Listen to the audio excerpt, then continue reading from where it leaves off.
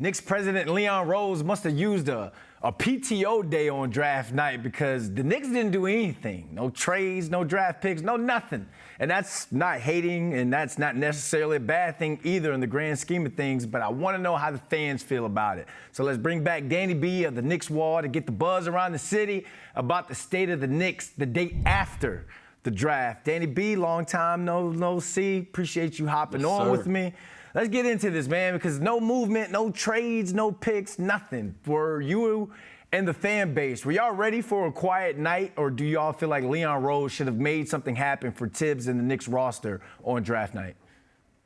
So I think, like, if you're looking back at the history of draft nights, right, since Leon Rose has kind of came, to the organization, they've really wheeled and dealed, you know what I mean? Trading picks, going back, popping up. So I think that fans kind of had the expectation that they were going to do something like that. The minds kind of behind the scenes there between Walt Perrin, Brock Eiler. A lot of those guys like to kind of move things around just to make the most of the assets that they have. And we didn't really see that, last night. So I want to say, I feel like it was kind of up in the air. I think it was 50-50. You were either going to see them do something like that to maximize what they had, or they were going to hold pat. And, you saw them do the latter last night. So they did hold pat. But I know you want to get into the moves that the Knicks did make. Oh, absolutely. I mean, signing Jacob Toppin to a two-way contract. That's Obi's little brother. And, of course, everybody by now, if you're a Knicks fan, you know about the Obi versus Tibbs incident. So the fan base, how are you guys feeling about the front office signing Jacob? Do you think they're trolling Obi, or do you just think that that's a good sign? All's good now. So I look at it as like a sign of goodwill. You know what I mean? I don't think it has anything to do with trolling at all. Obviously, the situation that got leaked, the audio of it, people understand that there's going to be tensions in the locker room when you're, playing for such high stakes. You're in the second round. Everybody's feeling like this is a series that could be theirs, and I think that with that being said, tempers flare. Obviously Obi's, had to play behind Julius Randle for his entire tenure as a Knick because of how well Julius has been playing and putting out on the court. So of course you're going to have in the back of your mind the fact that Obi, going into a contract year now, is going to want to shine a little bit, show his worth on the court, and show that he could be more valuable than just the 15 minutes or so that he's getting per game. So you have that kind of there behind it all. I dismiss it. I look at it as like, listen, first of all, if you've played, I know you've played sports. What's the locker room like when a team gets into the playoffs? Things get heated, things aren't always going your way. You're going to be vocal about them. You know what I mean? So I feel like that's kind of a given.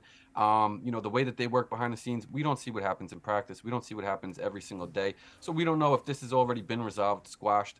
Had that not leaked and Jacob gets signed, to the two-way anyway, what is it then? You know what I mean? It's all perspective. And the way I look at it, I think it's just a show of good faith, for the most part.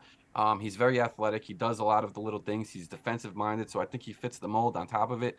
But it's definitely worth it to take a flyer on him when it doesn't cost much, right? All right, we could chalk it up as water under the bridge, but he's put a lot of pressure on himself. Whoever leaked that, you put a lot of pressure on yourself going through this contract year, because people, they're not only going to be watching his minutes and his performance, but they're going to be watching his demeanor.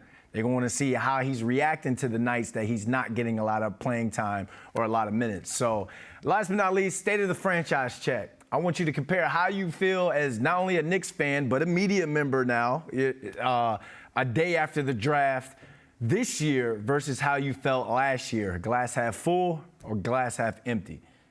Right. Well, I think that a lot of the fan base is definitely going to, I would think, agree with what I'm about to say, right? Like, let's kind of put ourselves back in position where we were last year, day after the draft, right? There was no Jalen Brunson signing just yet. That happened mid-July. So I think there was a lot up in the air, right? And a lot of uncertainty. What direction are they going to go? They kind of had to pick a direction in terms of youth movement, vet movement. You had that split there, and like I said, it kind of just leaves it open for a lot of interpretation, a lot of uncertainty. Now you fast forward a year till right now, right?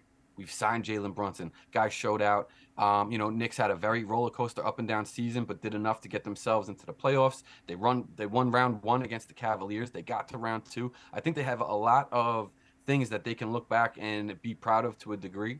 So I think you have to say that you're looking at a glass that's half full, right? But there's two sides of the coin. You look at Giannis, right? After the Bucks got eliminated, he comes up on the stage, says, "A loss is never a loss. You're always learning from a loss," right? Then you got the other side of things that say, if you didn't win, you lost. I think that both things can be true at the same time. You can absolutely lose, not win, but still make progress towards the bigger goal, right? And if you look at the Knicks franchise, the Knicks organization, go back 10 years, 20 years. I'm going to go back 3-4 years and say that the progress that they've made since then has been tremendous, right? We have a culture now, hard work, defense, determination. That's kind of like, the philosophy there. And I think that they've done a lot of good things. Tibbs, like we just said, got round one, obviously took a step back, but then took 2 steps forward. I think you got to give credit where it's due for the most part. And right now, I'm definitely looking at a glass half full, especially with the new CBA rules that are coming down the pike also. I think the Knicks are in a good spot. And I believe you too, man. You said that with a lot of passion. I'm ready to get on the line and start running gases right now. Let's go. Sign me to a 2-way contract. All right, Danny B, man, it's a pleasure as always. And Leon Rose, I wasn't hating. I just needed to make my intro pop. It's all's good. All's well here. Appreciate it, man. I appreciate you, Brandon.